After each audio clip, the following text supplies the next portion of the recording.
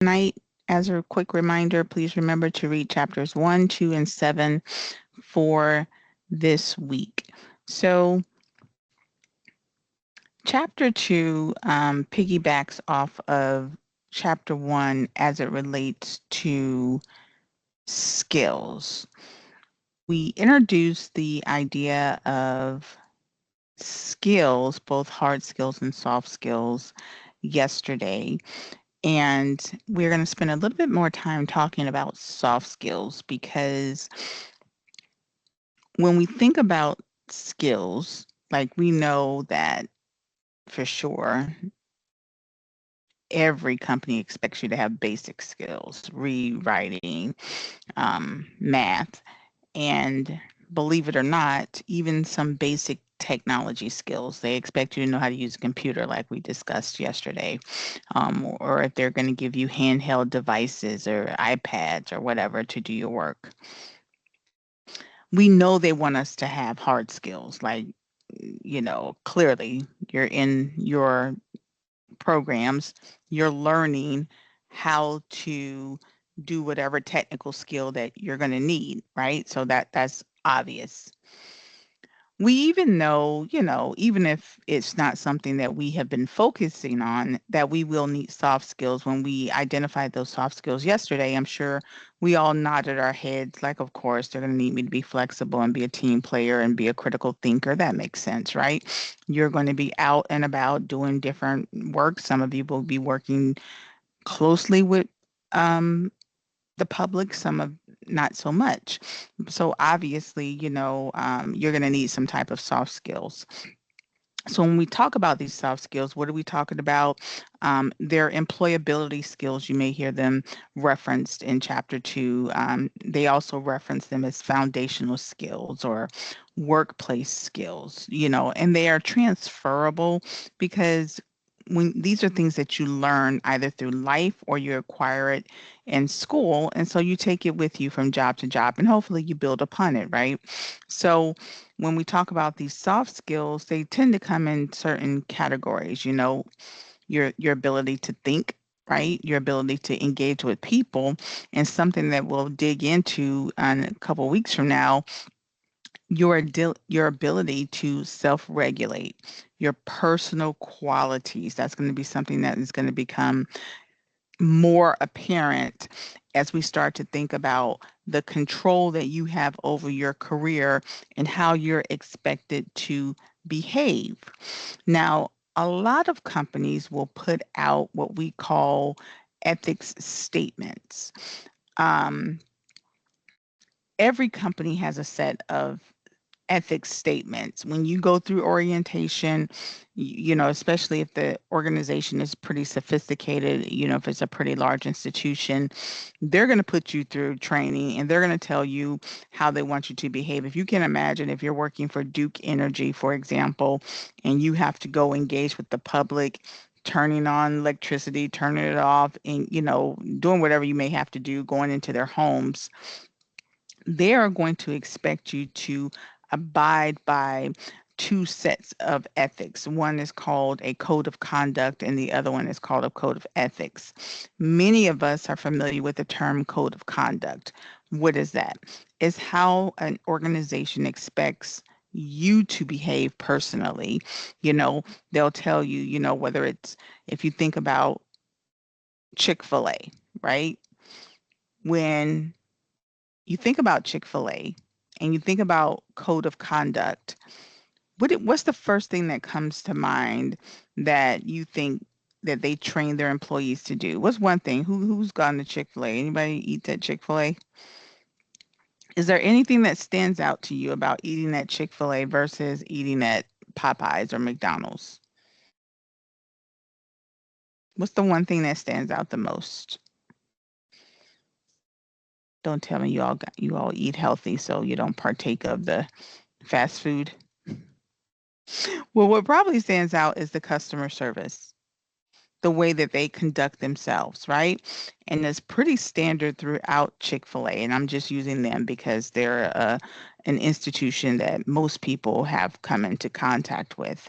That is called a code of conduct, how the employee is expected to behave, However, there's also a code of ethics.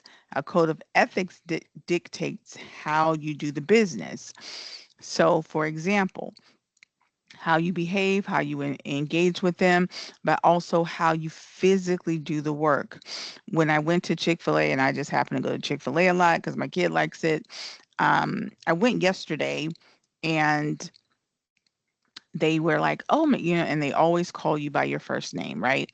And they were like, "Oh, Miss Cynthia, we're so sorry. We're gonna have to park you because you ordered chicken tenders, but we didn't like the way that they came up out of the batter, out of the grease, whatever they were cooking. And they said, we're going to redo it for you."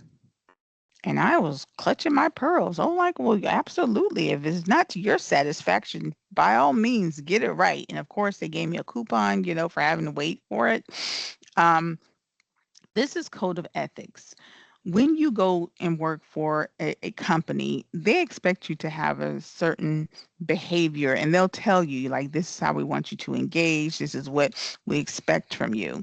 But they also expect you to do your job in a specific way. So if they say, okay, if you're doing any type of check, and you guys have a lot of checks, right? Especially with, electricity, this is our 6 point satisfaction checklist that we do before we leave every job. And they expect you to do those 6 points, right? And sign off on it. And maybe your supervisor has to sign off on it. That's a code of ethics, is how they expect you to conduct the work. That means that they don't want you to skip over that checklist. They don't want you to skip over step 3. Why is that? Because it affects, the company. It also affects, the institution's reputation. That's a lot of the reason why they have ethics, because you are governing yourself. And so the only way to get you to govern yourself according to their standards, such that your behavior represents the institution, is to tell you what they expect. Did you guys see, and I know y'all hear about all these Karens, and I don't even know what they call the male equivalent of, people doing things online, in front of a camera for some strange reason. Um, there was a man that I guess he was profiling, someone that I guess he assumed was not from America, and he had his company T-shirt on. Did y'all see that? And then he got fired. And there's some, did y'all see that? Now, for me, I just don't know what goes through people's head. Can you imagine? I don't understand that, because yeah, you have a right to feel that the sky is supposed to be purple, but at work, like you can't deduce, you can't draw a logical conclusion that says I maybe I shouldn't do this when I'm in company uniform. Like, what do you think is going to happen? They love you so much that they're going to allow you to ruin the reputation of their institution? How does that make sense? So that is why they expect you to behave a certain way. I'll be honest with you. They're not spiritual people. They're companies. They're trying to make money. And they don't want you running away their customers. That's period, point blank. That's it. So this, when they talk about ethics, I don't want you to think of it in the way that we have our own personal ethics, our own personal morals and values and belief systems. No, they're saying you leave that at the door. And when you come here, this is what we expect from you, right? It's going to be very important to them. Here's why. There are a lot of things that happen, right, that are unethical, and there are things that happen that are illegal. And a company is going to lay out for you in their handbook that they're going to give you. They're going to make sure you read their handbook. Let me tell you something. The handbook is the contract. That's why when you sign the handbook, you sign it at the back of your employee handbook. You tear out that piece of paper, You sign it, they sign it. That's your employment contract. Do not get confused with that little offer letter that they send you. That's just an offer letter. And if you accept the offer, you're signing saying you're accepting the offer. The physical contract comes with your employee handbook, and you're supposed to read through the handbook, which is i.e. your contract.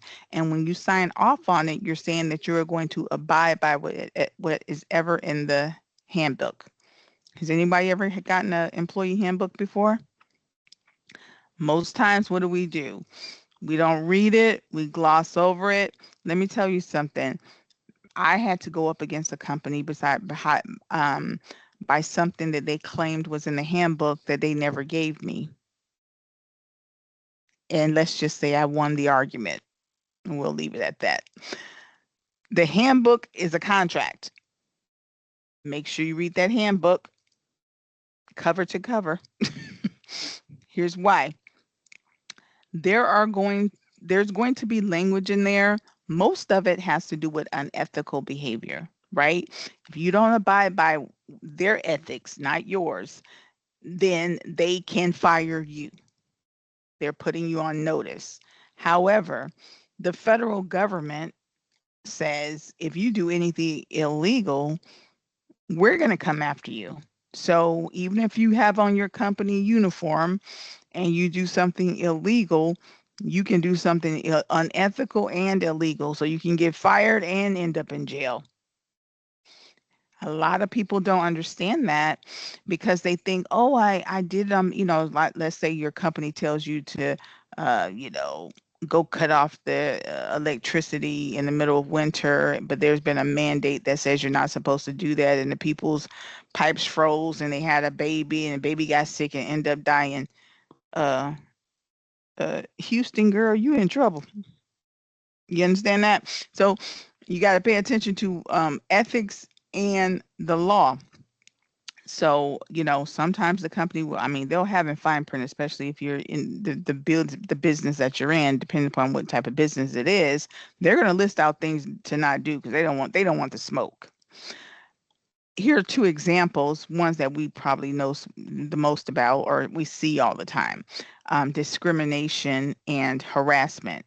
This is important because from a business standpoint, no, they don't want you discriminating against anyone, at least not publicly where people can see it.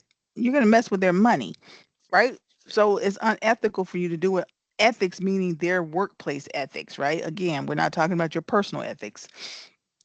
So yeah, the handbook is going to say if you discriminate, you're out of here, right? Because you're going to make us look bad. Why is that? Because if you discriminate against someone at the job, let's just say you discriminated against this elderly person because you felt like he was too old to do the work, and so you was, treating him certain kinds of way, and he can prove that he was discriminated against. You know what's going to happen, right? You know what's going to happen, right? He's probably going to sue. And so guess who's going to have to pay? The company, right?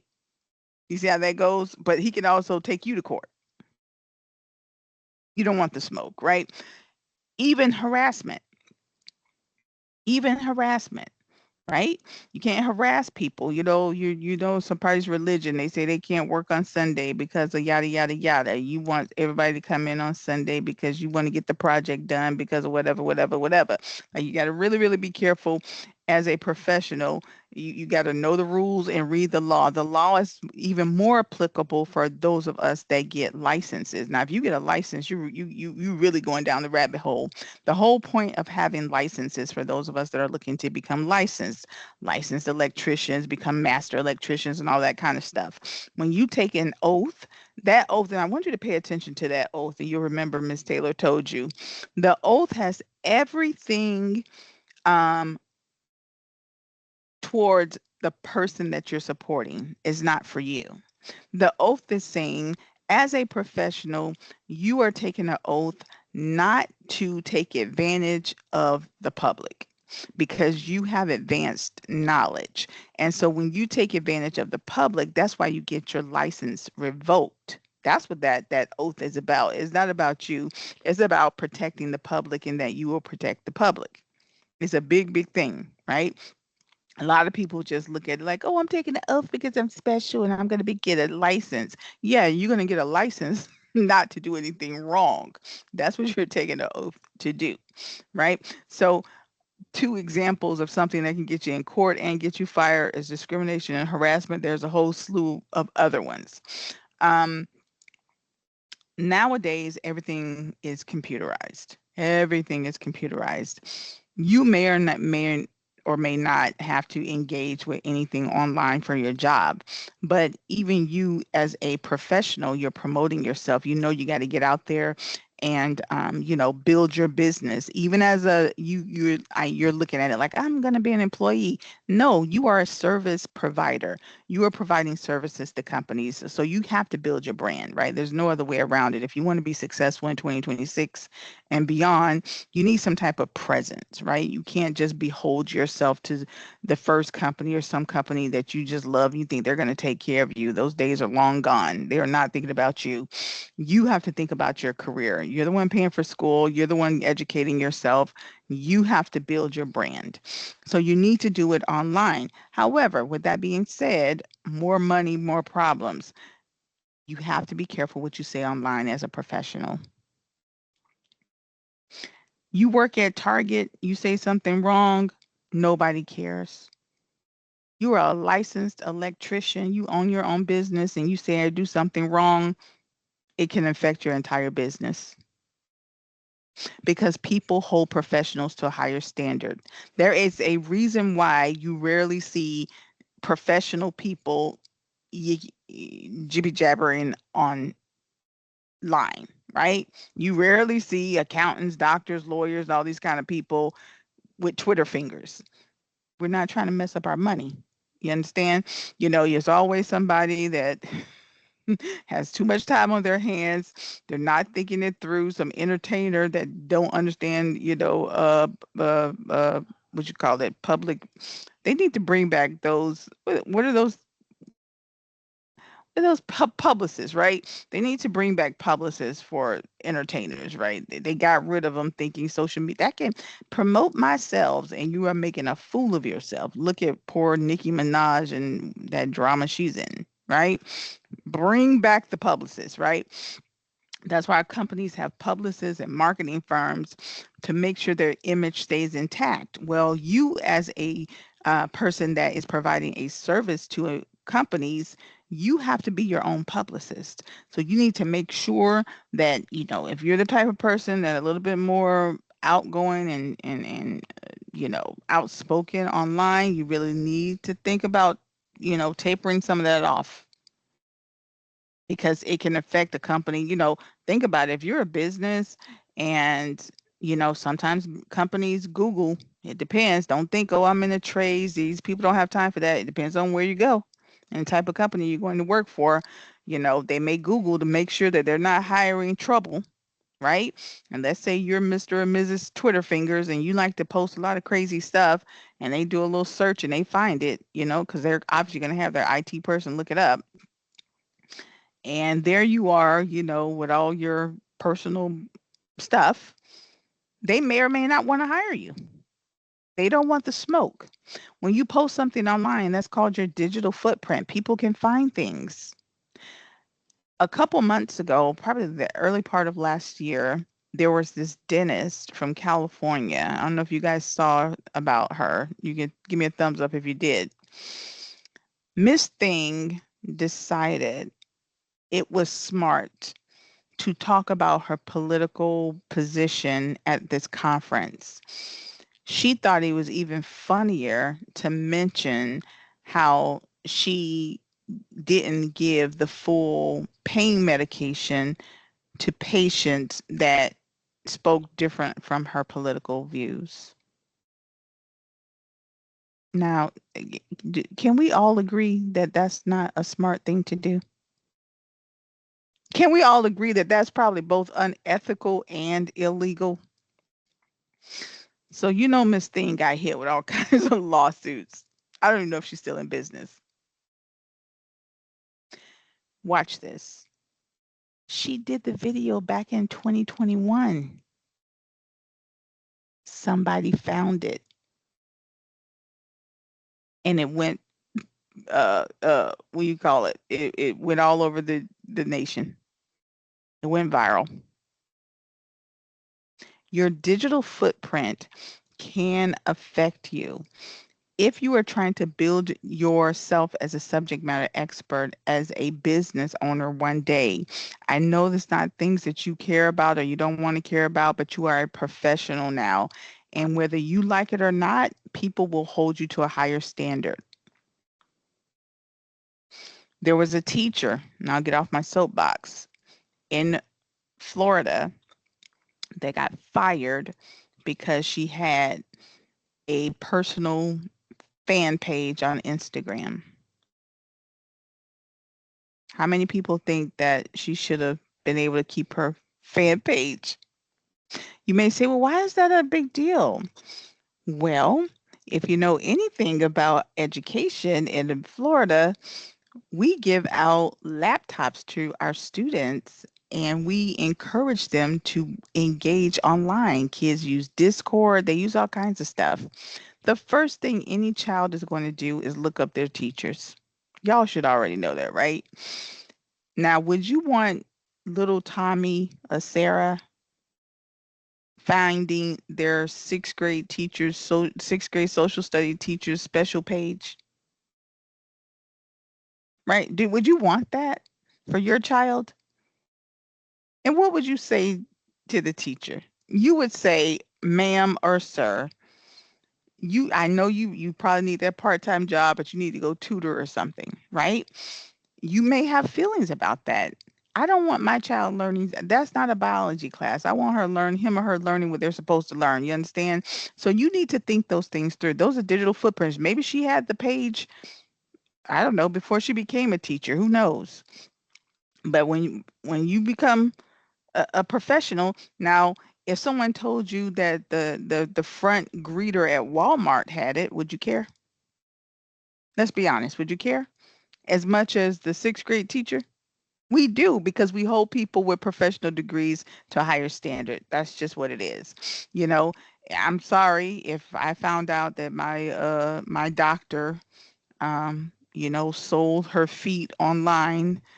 I don't know how I would feel about that. I'm just going to be honest with you because I'm going to question her morals and ethics. So you take that as you will. Companies, most of your companies may or may not be, have their business online, but actually most of them might because nowadays a lot of companies are using what we call cloud computing. That is when you think about Google Docs, Microsoft 365, these are cloud-based systems. And so, especially if you're like going to be traveling around, you may have access to their cloud-based system, like say their Google Docs or something, and they house all kinds of stuff on there, stuff about their customers, stuff about their business model, stuff about the business. Like you're going to be need to be careful about, not obviously, downloading or printing or doing anything that, where you could indirectly share company information, right? Those things happen all the time. You'd be surprised. And nowadays, if somebody finds something about a company, there's no telling what they can do with it. For example, here we go, something that could seem innocent. People use Chat GPT. You guys heard of Chat GPT, right? Well, what people don't know that anything that you put online, I don't know if you have an Instagram account, Twitter account, Facebook account. Give me a thumbs up if you have those. And you may say, that's my page. Yeah, it's your page, but it's on a company site. Don't be fooled. If you have a Facebook page, that's your page, but it's Meta's site. So technically, they have access to whatever you post. And if you read the fine print, they can use some of what you post if they want to, even if it's, the obvious stuff, how old you are, the demographics, and they selling your demographics. They're going to sell your demographics to McDonald's. I have 500 people that live in Arkansas that are on, Facebook and whatever other information that the law allows them to sell about you, they are selling about you. You did a research on, getting a clown for your kid's school, and they're going to sell that. And next thing you know, you're going to get a whole bunch of clown advertisement. You be like, well, how did anybody know I was looking for a clown? Because Meta told. That's how. So you have to be careful with what you put online, because whatever is online, is not private. Um, And if a company has stuff online, you want to be careful. You can go to ChatGPT, and let's say you have to write a letter to a customer, and maybe it's for a new contract that your company is about to do, but it's not out yet. Maybe it's a bid. And so you go to ChatGPT thinking that you want to, help write the bid better or whatever you're doing. What you've just done is given OpenAI, who owns ChatGPT, permission to keep the data that you just put up there. You just put up your company secret. A lot of people don't know that. That's why so many companies are against ChatGPT, because ChatGPT is an artificial intelligence large language model that absorbs all the information that someone puts into it. Yeah, they're going to give you your little product. Oh, here's a nice way of writing this letter. And then they're going to keep what you put in there to train the model. What ends up happening? What could happen, let's just say your competitor decides they're also going to use ChatGPT, and they want to write up the same bid, but they don't exactly know how to write up the bid. So they're going to ask ChatGPT. What do you think ChatGPT is going to do? It's actually going to pull from the data that it has, and it may inadvertently give your competitor some suggestions that it received from you using ChatGPT. Is there a way to use ChatGPT and it be private? Yeah, they sell the private version to companies. The version that we use, that's that public version, right? Crazy stuff, right? So again, you know, when you start getting into business and you start getting into proprietary information, chapter 2 talks about intellectual property. Again, the biggest thing that you guys may have to worry about is bids and contracts, and making sure, you don't leave anything out and about that someone else can get a hold of. You don't go to Kinko's and print out, a contract because maybe you need to take it somewhere and then you leave it on the printer by mistake. So that type of stuff. Or you're sharing something, you're working for one electric company and they have a new gadget that they're putting out, but you left them and you decided to go to another company. You can't be sharing their information. All right. So when you're online, you're trying to protect yourself. This is all about protecting your career. You want to have good etiquette. We call it netiquette. I say don't be posting Twitter stuff. Don't be fighting with people online. My friends, if you want to use social media, you should be using it to give yourself a clean image. You are a professional now. You cannot afford to play around with these people. Playtime is over. Do that privately. Do it on the backyard like we used to do on the porch. Don't use online to say or do anything that may affect your business. And when I say business, I mean you as you're your business. You are your own business owner. You are your own business manager. You need to manage yourself like a business, right? And always think about everything that you're doing and saying affecting your brand. Does that make sense, guys? Welcome to the corporate world. I don't know why people love to think that trade is not corporate. Trade is a business, so it's corporate. All right. So, chapter 2 gives you all these different rules about, remembering anybody can read your stuff. They're humans on the other side of that computer, being respectful, making yourself look good, not making yourself look bad, respecting other people's privacies, yada, yada, yada. All right.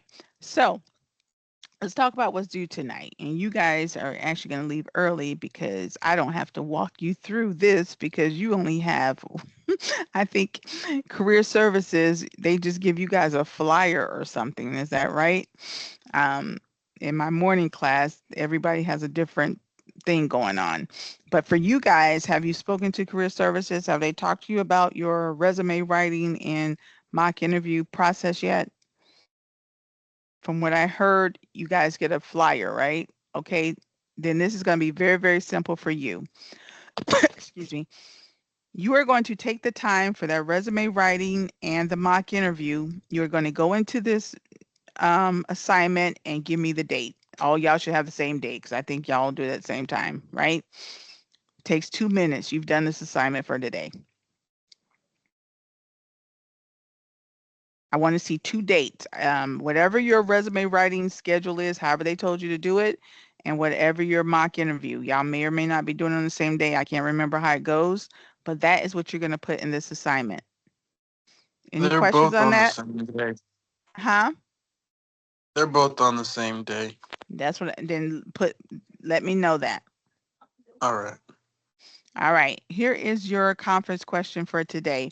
I want to know I want to know one quality that sets you above the competition. So we're talking about promoting ourselves, right? If you want to think about qualities, you could think about soft skills, right? Give me one skill that you have or one quality about yourself that you think is going to set you above the rest. Miss Taylor's telling me I'm going to have to promote myself like a business. Okay, what's going to make me special? Maybe it's something you have in, from a previous career. You're going into electrical, but maybe you've actually worked in construction before and you know how to do drywall. You could say that, well, I have previous construction experience.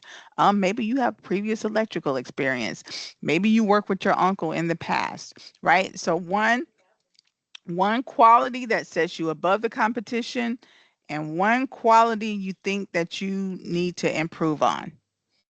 Make sense? Maybe the quality you want to improve on could be, oh, you need help with blueprints or something, whatever you think. It doesn't have to be anything. It can be something soft skill. It doesn't have to be a hard skill. All right, my friends, that wraps it up for us. We can get on out of here a little early tonight. Thank you guys so much for joining me, and I'll talk to you again tomorrow. Have a good night. Bye bye. Have a good night, guys. Bye, everybody else.